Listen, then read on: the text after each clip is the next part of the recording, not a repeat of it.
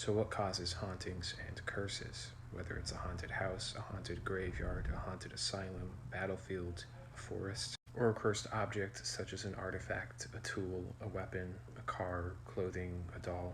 These sorts of folk superstitions and paranormal activity have been explained or reported by humans for thousands and thousands of years. Some of the oldest surviving texts are incantations defending against witchcraft, such as the Babylonian Maklu incantation.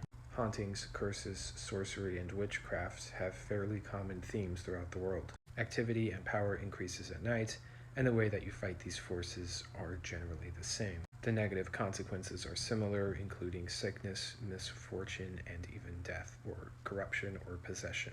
The season of autumn is the yearly height of these magical phenomena, and the witching hours, or 3 a.m., is the peak on a day-to-day basis. This tells us that it's an experience or a quality of nature that is inherent and common throughout the entire world, and also that it's something physical even if it's not visible.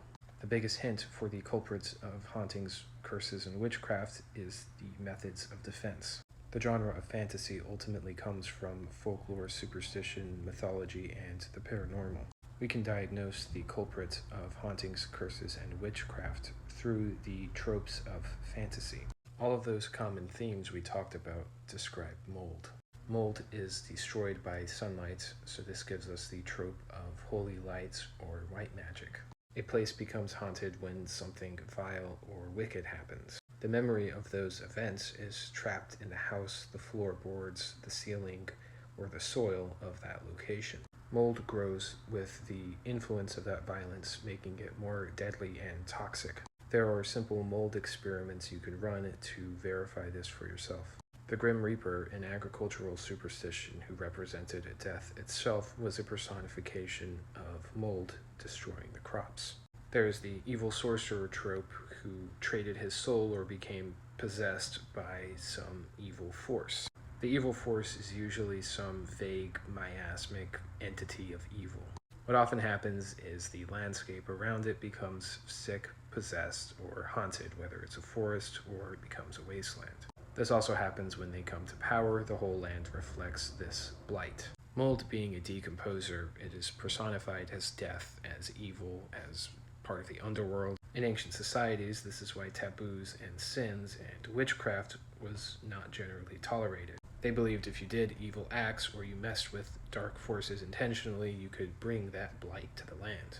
Obviously, any blight or disease being a microscopic organism. This is similar to the corruption theme in which you gain power at the cost of sanity or your own health. Again, the way it's combated is usually light, some sort of special incense, even garlic, gold, silver, or high frequencies like church bells or wind chimes. The incense and the herbs are almost always antifungal, if not antiparasitic, such as garlic, white sage, chicory, frankincense, and many, many more. The reason why they exchange their health and sanity for knowledge and power is because of something inherent about fungus. Unfortunately, the show The Last of Us ruined people's perception of fungus.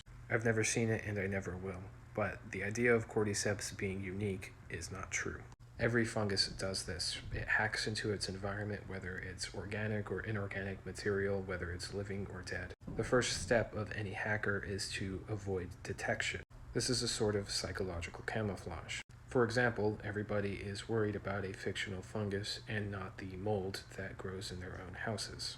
Over time, its spores subtly influence you into not being able to detect it. And even if you do perceive it, your first instinct is to ignore it or to not think that it's a big deal. Even the scientists that study black mold are subject to that psychological influence, which is why they say that it doesn't cause any problems, or at worst, it's just a mild allergy.